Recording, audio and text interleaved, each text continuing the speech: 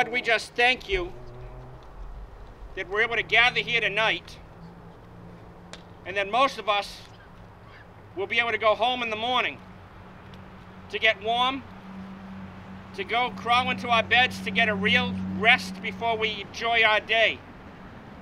Some will not have a place to go tomorrow morning, though if they're here tonight, I know that there's already assistance being offered and being given.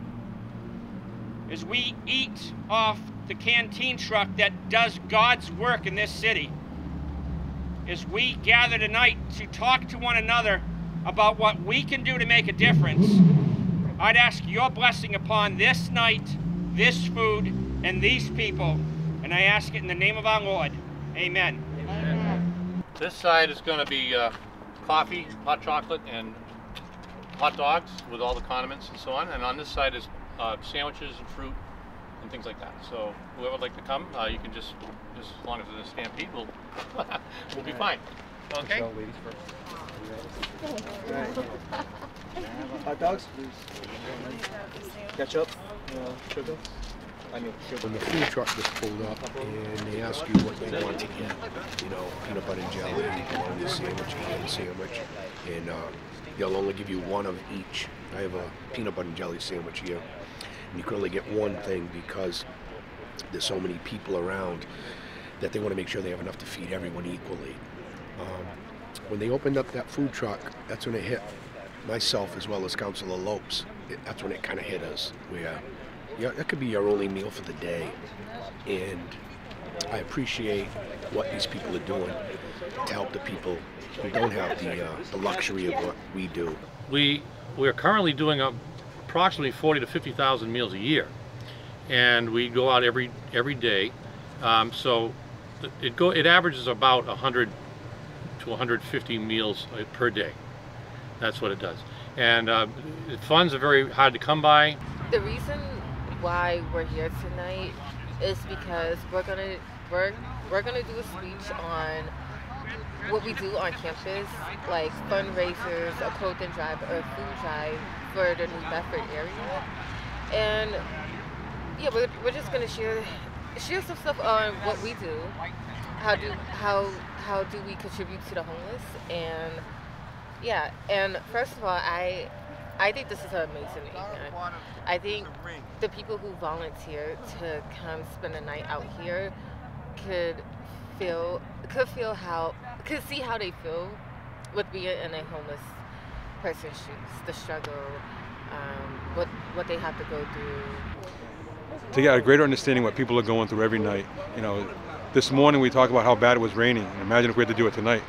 Somebody was out there doing it in the rain, and last year people were doing it in the snow, and we had one of the worst winters. It's a scary feeling to know that there are people across our city that are sleeping in bank vestibules and looking at overpasses and to stay warm. Tonight is about bringing stakeholders together in a unique venue to kind of share ideas about what we can do to improve the situation around homelessness, collaborate more effectively, and really kind of move this conversation to a new level. Far too many people are homeless in our community, and that are not being served well enough, and we need to kind of find better ways, new approaches to address the issue. Tonight's a night of awareness. Obviously, this is not a tent with lights, tents, some of us around here with chairs and the things that we're doing. This is not a full recreation of a tent city or homelessness. It's, you know that. We have some folks here that have experienced homelessness. They've been in situations a lot worse than this. So that you know, I don't want anyone walking away saying, "Oh, gee, it's not that bad. Look, there's a bunch of people and they're having a good time all night." That's not what this is. We're bringing awareness tonight as the beginning of a program. When you start out being homeless, it's really sometimes very difficult to see anything, especially the future. So I rented an apartment, and my landlord was Ron Olivero. it looked nice when I moved in, and as she said, there was mold and mice. One time I looked out my window, there was a rat in my yard. My landlord at that point, he took all my rent because I held it for him for a while. He took me to housing court, took all my money, and then I had no money to move into a new apartment. So then I went that. I stood in a shelter with my daughter. It was awful. Take your time. All right. So, Now I have 3 jobs, and I got a new car, because I work at a car dealership. I'm trying to build my credit with my loan. I'm going back to school in January for massage, because I started off with criminal justice. I have 27 credits. And I'm just trying to build my self-esteem, and they help me, and they make me budget. Now I know how to save money. stand behind you because I can see Give a massage. I'm going to give her a massage. Yeah, that'll work. That'll work. Works for me.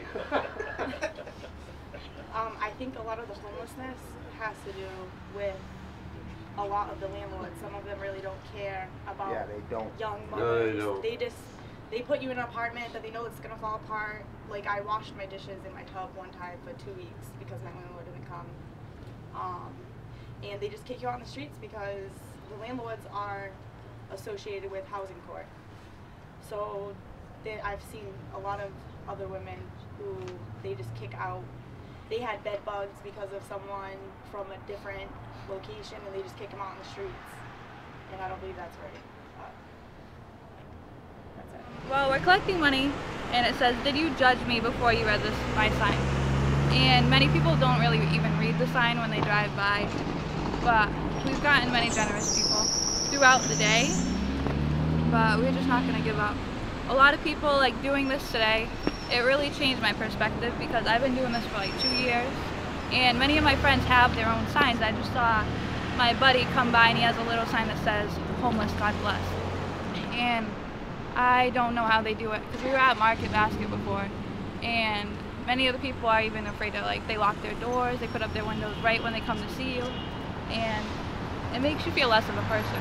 Now I'm doing this out of the kindness of my heart, but many of the people are doing this for like their stomach to get food, and I really don't know how they can do that because it makes you feel less of a person. Me doing this to help others, but them doing this for hours to just get not even $20, and that's just crazy to me. It must make them feel, you know what I mean, less than a person.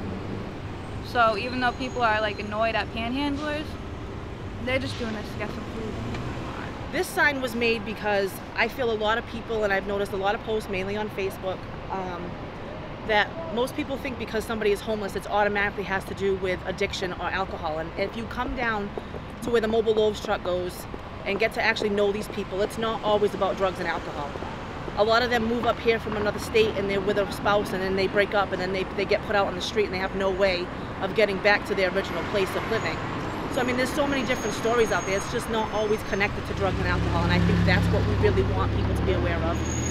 And everybody's always saying, well, get a job, and me, who's just lost my job for 14 years, I have a home and a car and a phone number and clean clothes, and it's hard for me to find a job. So how hard is it for somebody who's put out that has no phone, no address? How hard is it for them to find a place to work, to get back on their feet? Absolutely. Not many places of employment want to give people a chance that come in dressed as the homeless do, you know? I started out, I was in an apartment with a roommate, my boyfriend. My boyfriend was arrested, my roommate left and went to New York, and I was pregnant, and I lost my job. So I had a $1,500 4-bedroom apartment to pay for by myself, and I couldn't do it. And I got my taxes back. I was excited. I was going to get a new apartment. Well, I looked at 30 apartments, and that didn't happen either. Nobody wanted to hire me. Nobody wanted to let me have an apartment because I didn't have a job. I couldn't get a job because nobody wanted to hire a pregnant girl. So I was stuck. I had a car. I was fortunate that I had a car still, so we slept in my car. My daughter was like 8 months old. My son was 4, and I had no heat in the car. We slept in a tent a couple times. We slept in friends' driveways in the car. I slept in my parents' driveway in the car with the kids with no heat. the tough love that my parents gave me made me force me to go to the EBT office. To Catholic Social Services helped me, and I got placed in a 3-bedroom apartment the next day, and in North Attleboro. We were there for 4 months. Then they moved us to Taunton, and we got into a scattered site apartment, which you're allowed 2 bags of clothes for every person, and that's it. It was furnished by them, TV by them, cable. You don't pay any electricity, you don't pay nothing. So let me so just that clarify you can try to that. get on your feet. You have to. I went back to school at that point, and Let me just clarify that, if you will, excuse me. That's through the emergency shelter system through the state. So that's where she was. She was for the scattered site, and then they Catholic Social Services helped me with an apartment in New Bedford. I have a 3-bedroom apartment now. I just finished Salter School with medical assistant program. I went to the healthcare training center in Fall River, and I am waiting to finish my phlebotomy program to have both, and I just got a job as a hairdresser starting next week. So I came from and it is all because of everybody here and everybody's funding that I've had the help that I've had. I didn't lose my children. I have my kids. I have my life, my health, and I thank everybody for helping me. There are not very many shelter beds in any of our cities. So the individuals are worse off than the families are. The families have the safety net of the shelter system within the Commonwealth. Individuals do not. Because of the kids.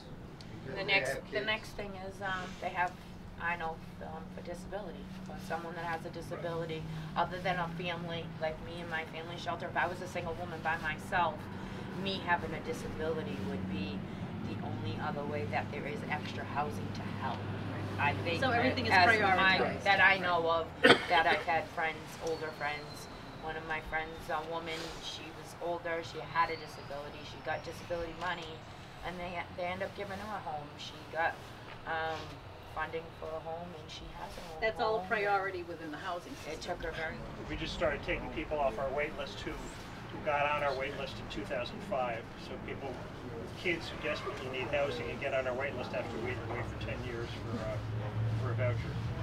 And I think we all know that without stable housing, all the rest of the things that we aspire to, a better job, education for our kids, is really just impossible.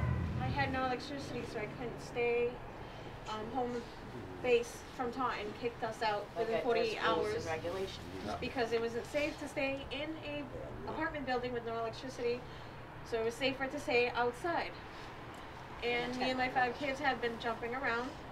I have had to give up 2 of them to their father, and it's not really safe, but it's temporarily, and I was so independent that I've never asked for help.